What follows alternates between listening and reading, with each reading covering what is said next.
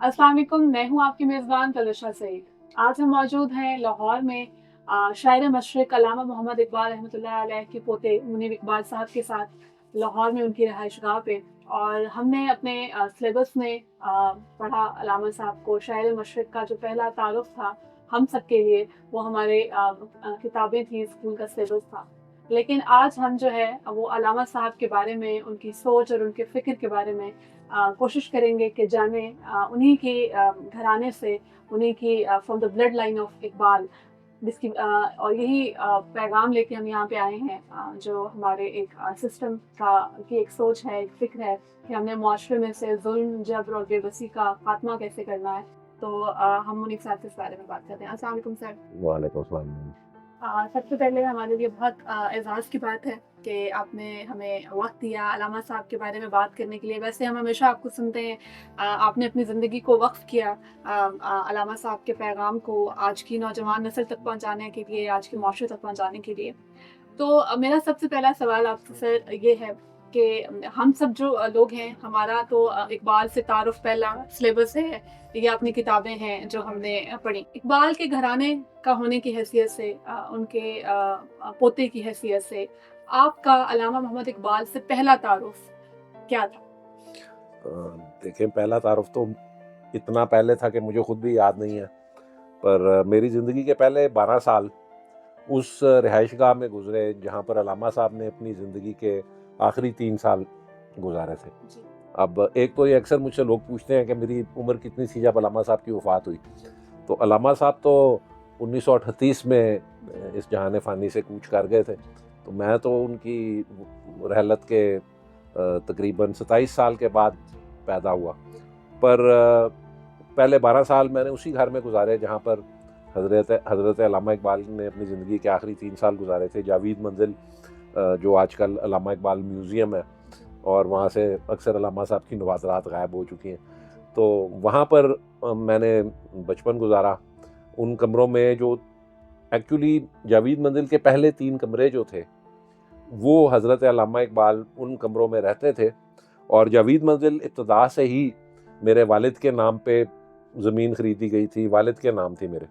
अल्लामा साहब सारी उम्र किराए के घरों में रहे। जी।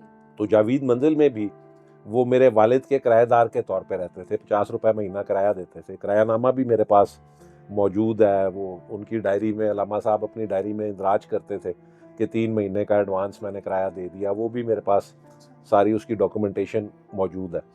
तो वो पहले 3 कमरे जो थे अल्लामा साहब के, जो जहाँ पे रहा करते थे, वो मेरे बचपन में भी उसी हालत में थे, मोर और लेस, जिस तरह वो अल्लामा साहब की ज़िंदगी में थे। तो रोज़ाना उन कमरों में से मेरा गुज़र होता था, हमारे घर का हिस्सा थे। जी। तो वो अल्लामा साहब के साथ तारुफ़ था।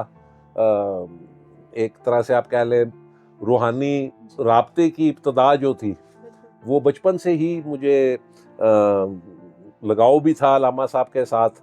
और उन कमरों में मुझे जाने का बड़ा, अल्लामा साहब की ख्वाबगाह जो थी ख़ास तौर पे, उधर मैं तो बचपन में ज़िद करके अल्लामा साहब के बिस्तर में भी सो जाया करता था।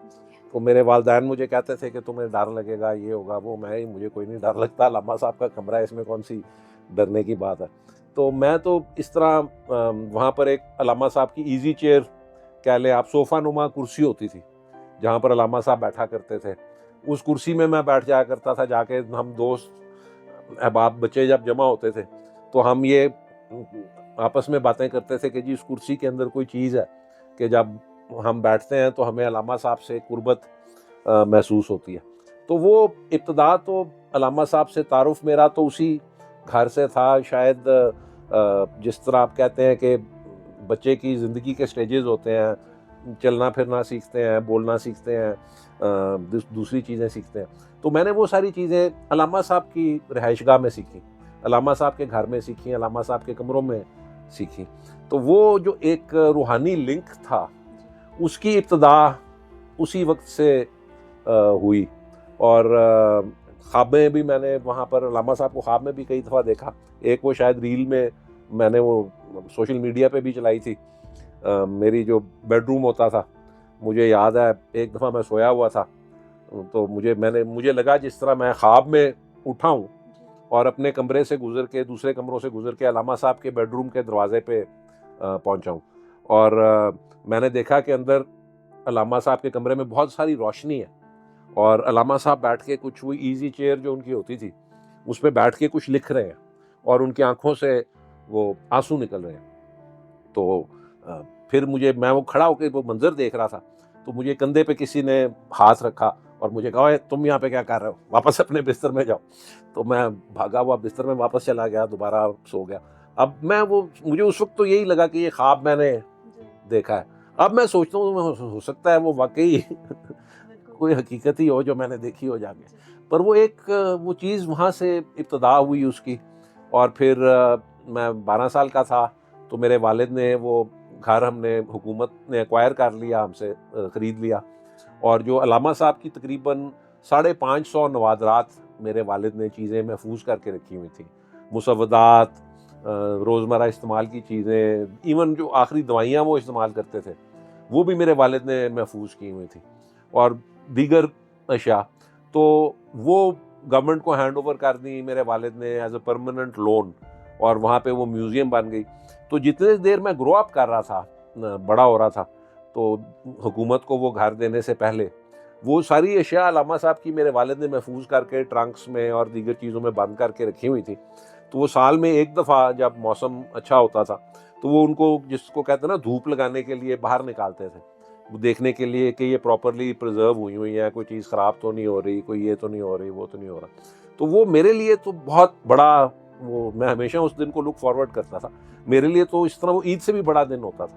تو میرے والد وہ ساری چیزیں باہر وہ دھوپ میں وہ چارپائیوں کے اوپر یا مختلف چیزوں کے اوپر وہ پھیلا دیتے تھے. تو مجھے بڑا شوق ہوتا تھا کہ میں علامہ صاحب کی چیزوں کو ہاتھ لگاؤں. ان کی انگوٹھیاں تھیں وہ میں پہنتا تھا, ٹوپیاں پہنتا تھا, واسکٹ اس طرح کی ان کی پہن لیتا تھا, مسودے ان کے پرکھتا تھا, اس طرح کی چیزیں میں کرتا تھا. تو مجھے تب سے ہی علامہ صاحب کے ساتھ ایک قربت اور کلوزنس محسوس ہوتی ہے, روحانی طور پہ بھی, قلبی طور پہ بھی, دلی طور پہ بھی. تو وہ ابتدا تو وہیں سے ہوئی تھی اور وہ ابھی تک جاری ہے. اور ایک روحانی اور قلبی معاملے کے ساتھ ساتھ آپ کی اگر ظاہری اپیرنس آپ کا دیکھا جائے تو آپ کو دیکھ کے کہ آپ کی بہت زیادہ ریزمبلنس ہے علامہ محمد اقبال رحمۃ اللہ علیہ. شاید اس گھر کا اثر ہے وہاں پر. تو آپ کو اس طرح کے بہت سے کمپلیمنٹ سننے کو ملتے ہوں گے کہ آپ کی بہت زیادہ شکل ملتی ہے ان سے. ہاں جی محترمہ, بات اصل میں شکل کی نہیں ہوتی, بات ہوتی ہے کہ لوگوں کے دلوں میں وہ سوچ اور فکر کی سمجھ ہو. وہ سوچ اور فکر کو سمجھنا شکل دیکھنے سے بہت زیادہ ضروری ہے اور امپورٹنٹ ہے.